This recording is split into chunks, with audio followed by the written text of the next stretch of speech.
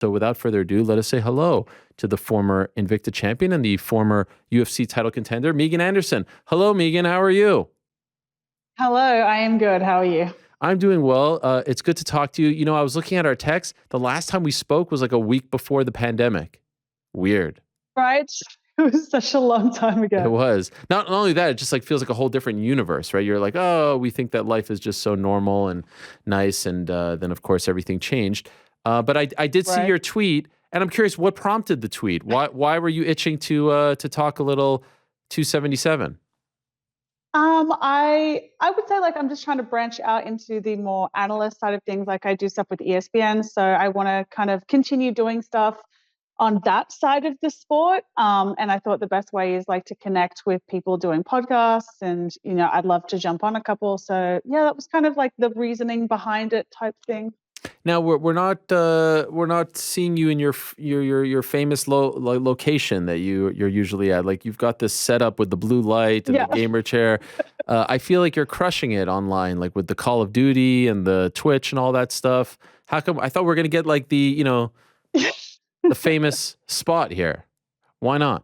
Yeah. I don't know. I just was last minute on my phone. I just got done working out, so I quickly got dressed and didn't have time to put my fucking millions of computers on. I But yeah, get it. it's actually really set up.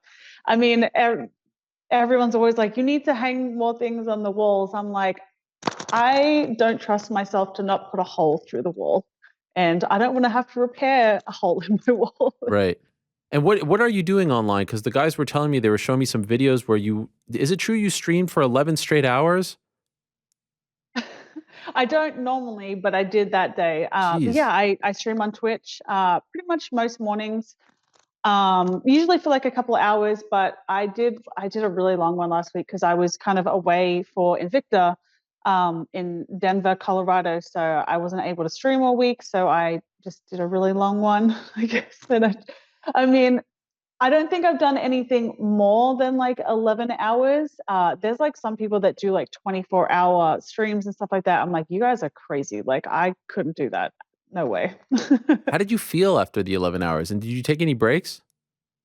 No, like it wasn't even that bad. Like I ate, while it was happening, make sure I drank water. Like if I needed to, I'd go let the dogs out, all that kind of stuff. So I mean, it was during the day, so it was from like 8:30 a.m. till like 6 p.m., 7 p.m. or something like that.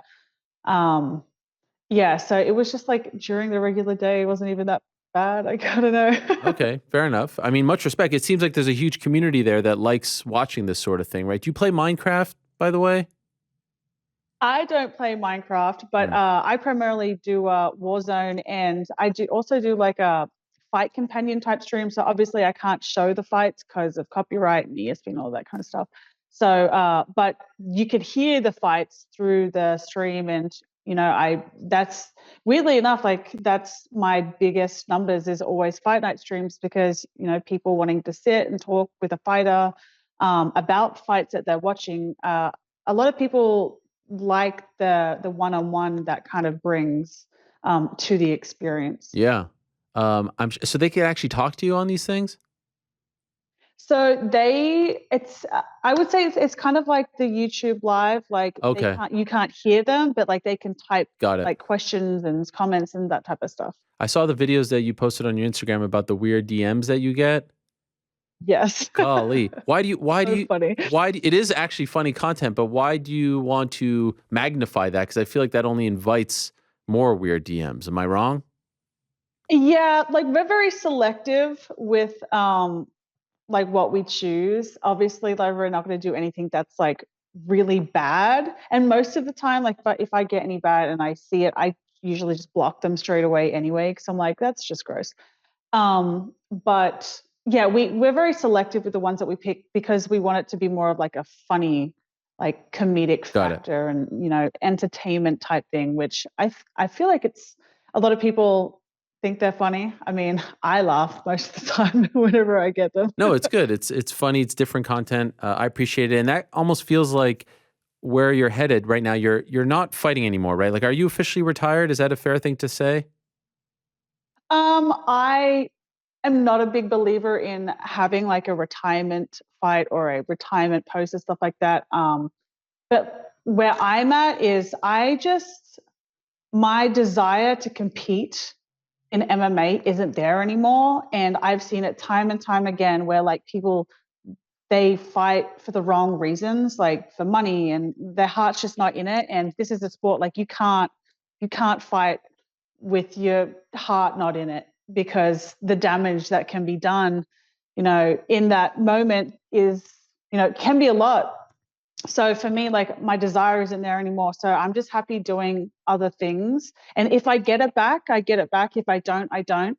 But I'm happy doing all the other things. Like the opportunities that I've had, I wouldn't be able to do if I was still training full time, like going and doing shooting 3.5 months in Prague in Europe for a movie. Like I wouldn't be able to do that if I was still fighting and stuff like that. So there's still a lot of great opportunities. And if I decide that I want to fight again, whenever that may be, like maybe I will. But if I don't, like I'm also okay with like how my kind of life and career trajectory is going as well. But by the way, did PFL try to sign you? They did, yes. How'd that go? My decision with that was I didn't really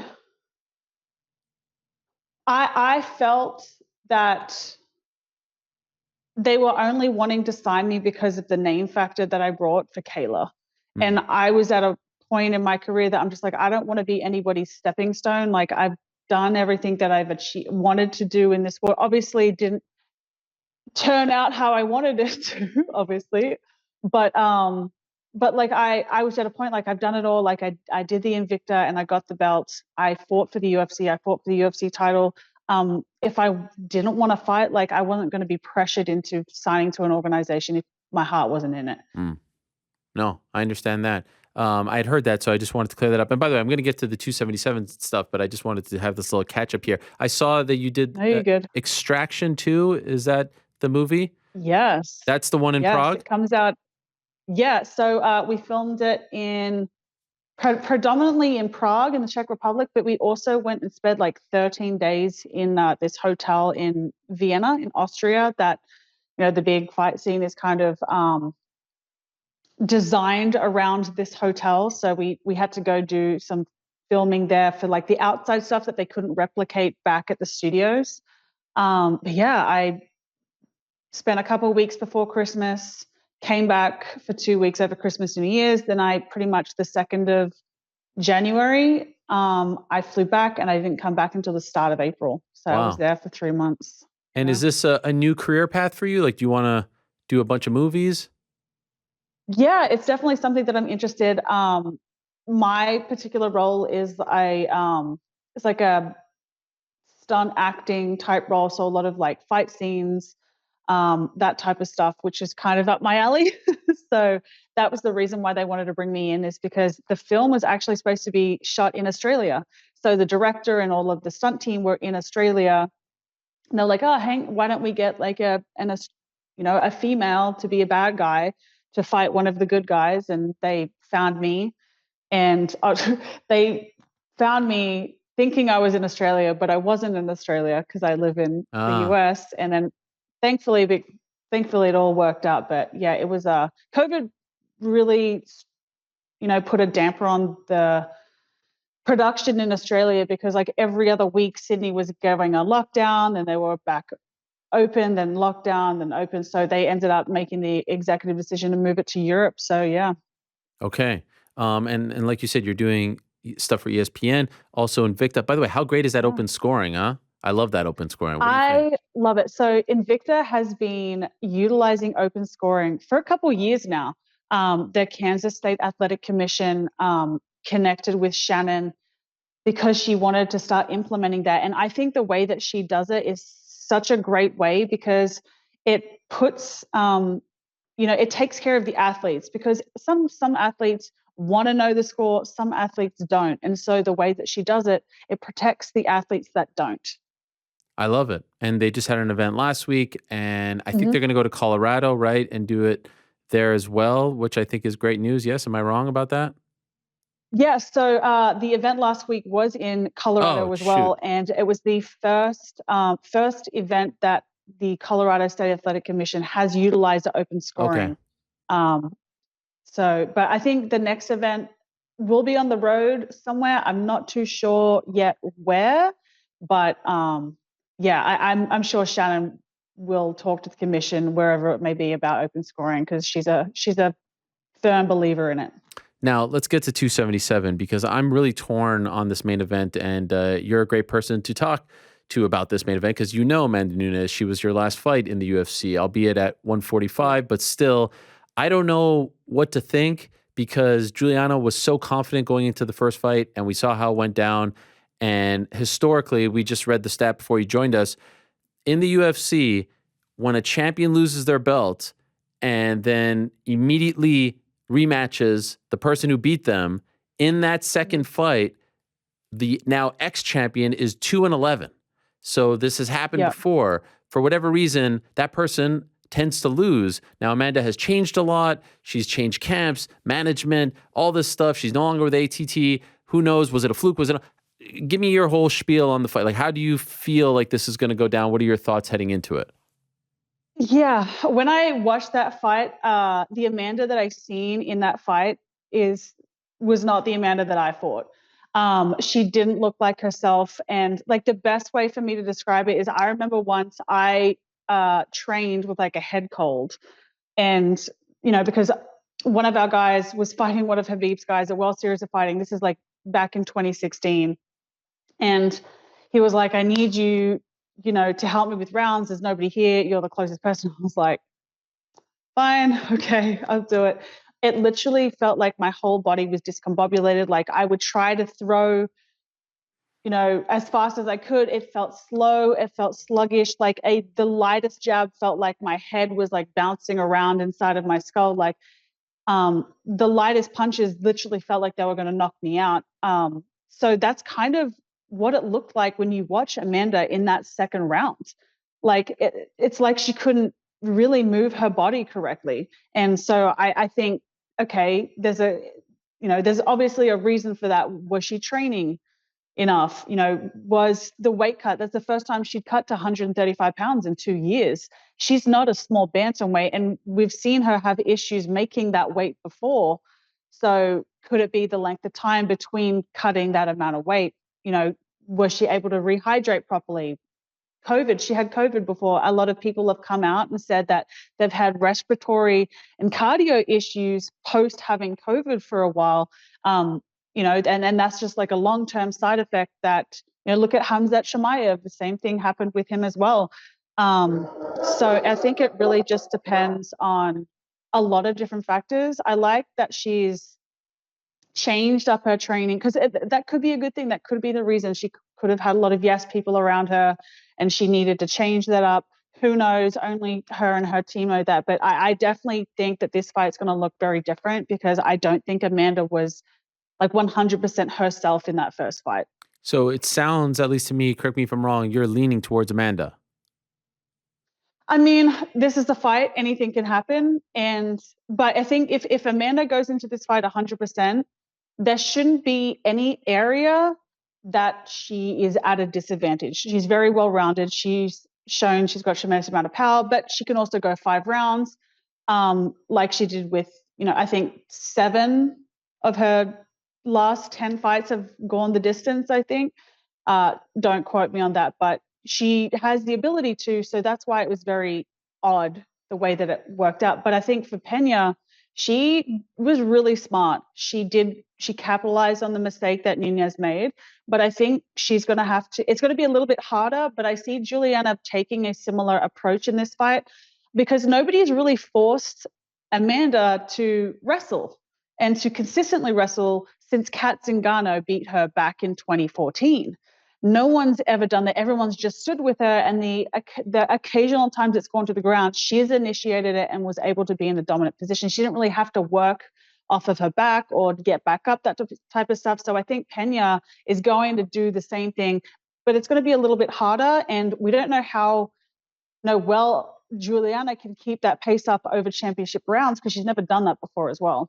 What about that stat that I just told you about, 2-11, all that? Does Yeah. that factor into anything here, or do you feel like every fight is different and you can't really look at things like that when you're talking about this particular fight?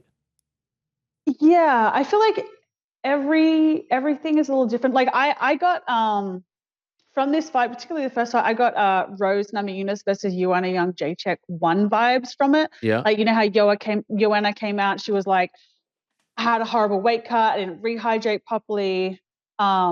And then she come out. Obviously, she didn't win the rematch, but it was a lot more competitive and a closer fight, and it also went the distance. So I'm not saying like Amanda will win it, but I think if she comes in 100%, it can play more into her favor because I feel like she has more well-rounded skills to beat Julianna than Julianna has to beat Nunes, if that makes sense. No, it makes sense. I do think that there's something to when you fight that person. Like there's something about building your confidence back up. And if you go right back in Yeah. there to try to beat that person who just beat you, who might be in your head, and in this case, Mhm. perhaps under your skin a little bit, because Juliana knows how to press those buttons. I Yeah. often feel like it's a mistake for that person who just lost the belt to go right back in there rather than taking a quote unquote tune-up fight. I know there aren't necessarily tune-up fights in the Yeah. UFC, but more often than not, I'm like, "Yeah," like in this case with Amanda, new team, new training partners, new surrounding. Had she Yeah. gone and fought someone a little lower down, get the win, get the mojo back, maybe you feel Yeah. better going into the rematch. Yeah, possibly. I mean, every fighter is to themselves, but like I think it's kind of one of those situations like she just wants to immediately like, okay, it's a fluke. It was Right. a fluke. And so like I don't, I can understand where Amanda's reasoning is. Now, I completely agree with you. You've changed so many things about your camp. How do you know how well it's going to perform in an actual fight, like all of these changes that you've made? So obviously big risk for her, but sometimes it can be a positive thing. Mm.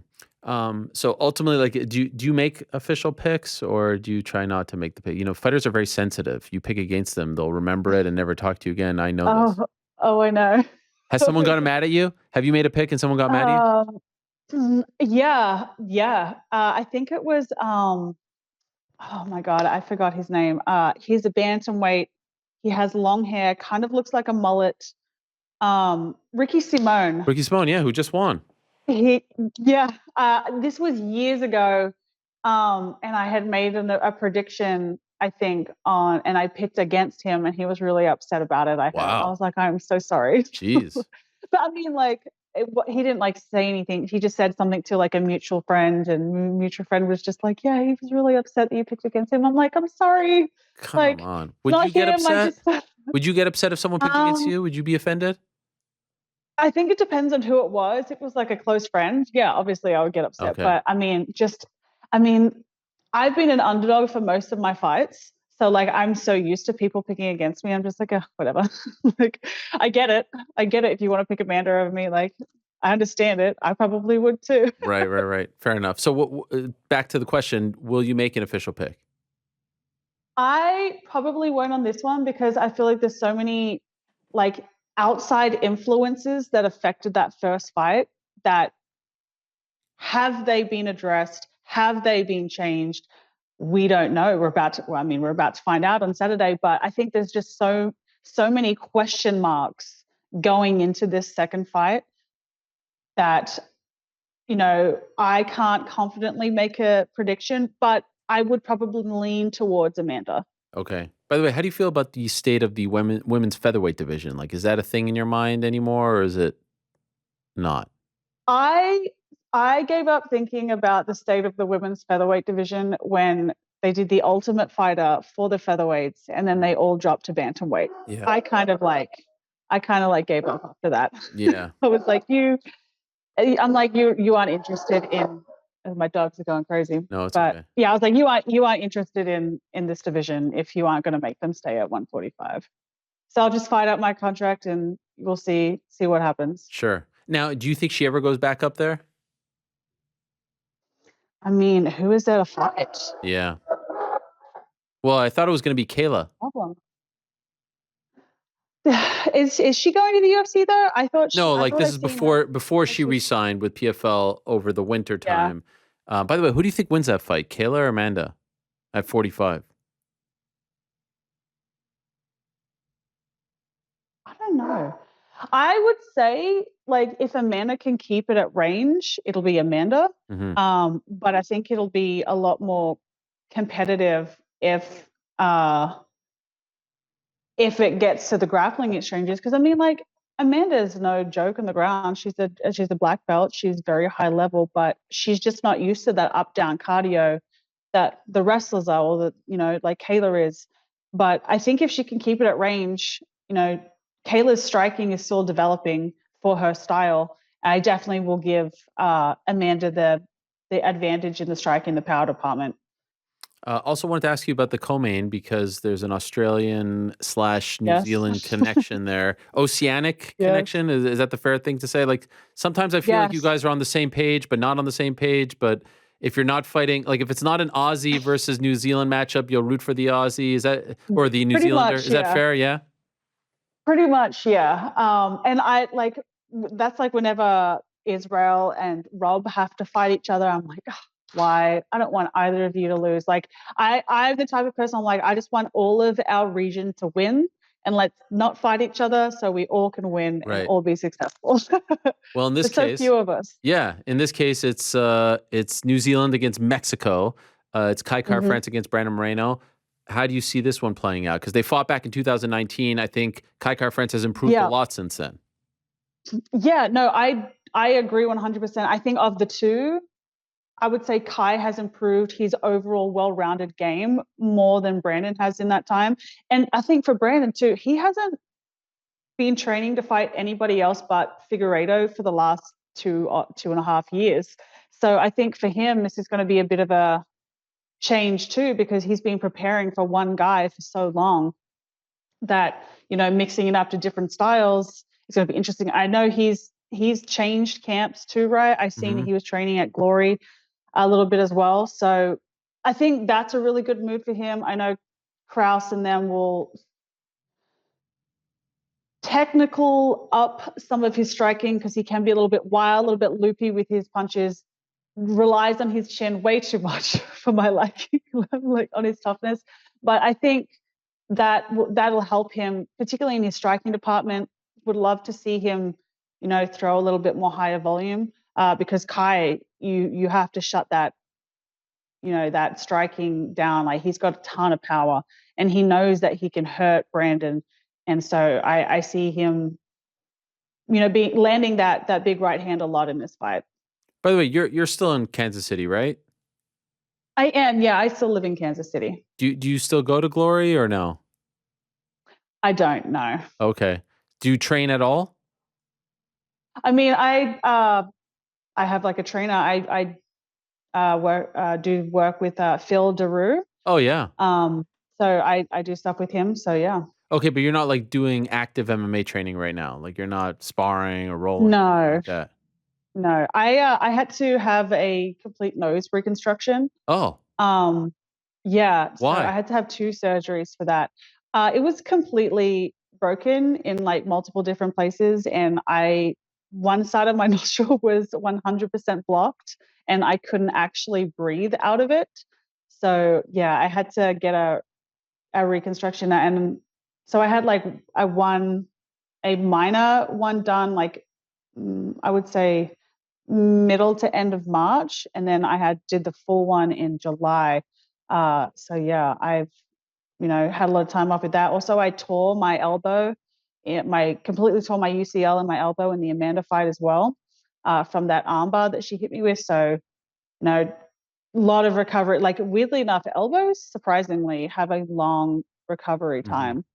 Yeah, no, that makes sense. I remember one of the last times we spoke, you spoke a lot about mental health and dealing with that, anxiety and whatnot. How is that for you now? Do you feel like now that you're not fighting, you don't deal with that as much, or do you deal with it maybe in other places? How are you doing in terms of your mental health? Yeah, I would say like it's something that I mean I'll probably always have to deal with in some form or another. But it's definitely a lot better. I've removed myself from a lot of toxic environments, and my mental health is in a much better place because of that. And removing myself from those situations was, the best decision. So, um, yeah, I've just getting better at setting boundaries. And not fighting probably helps a little bit, right? Because those are such anxious moments that you don't, you just don't have that anymore. Yeah, like I was at Invicta this past week. Like I was sitting there with Julie Kedzie, and it was like fight day, and you see all the fighters walking around, and you got, you can see the nervousness and the anxious energy. And I was like, I do not, like I was like, I don't miss that. Like not being able to eat on fight day because you're so nervous, like having cut weight, all of that kind of stuff. I was like, I don't miss that at all. I don't blame you. So now when does the movie come out? So I don't know exactly, but I just seen like a tweet or something about it, that it's supposed to come out at the start of 2023 Oh, is okay. the projected release date And that's on the first Netflix. one for It'll be the you? second one. No, but for you, is that like your debut? Oh yeah, first movie. Yeah. Wow. And anything else in the works? Um, may possibly, Okay, all right. maybe. You don't wanna jinx anything. Yeah, it's still in the work. Like they're in the stage right before casting, so they're finalizing all that. But we're trying to hopefully get another role. But in the meantime, just working Invicta, doing ESPN, all that kind of stuff, streaming. So yeah. Yes. All right. Well, try not to stream for more. As a parent, when my kids are sitting in front of the computer playing their Minecraft, more than an hour, they tend to melt down. So 11 hours gives me a weird feeling inside. So, not trying to be all dad on you here, but I just feel like you need to go out and play a little bit. You know what I mean? Touch some grass. Touch some grass. Yeah. Just, fresh air, sunshine, vitamin D. Right. 11 hours is just a lot. I mean, you're not wrong, and Okay. I probably won't do it again. All right. You probably didn't I'll feel too take your great advice, after Dad. that. Thank you. I appreciate that. Great to have you on. Great to connect again. Happy for you. And good luck with the movie as well. I'm looking forward to seeing your debut, and keep up all the great analyst work that you're doing for ESPN, for Invicta, all over the place. Well done, Megan. Thank you very much. All right. Talk to you soon. There she is, Megan Anderson, joining us, the former Invicta champion, the former UFC title contender.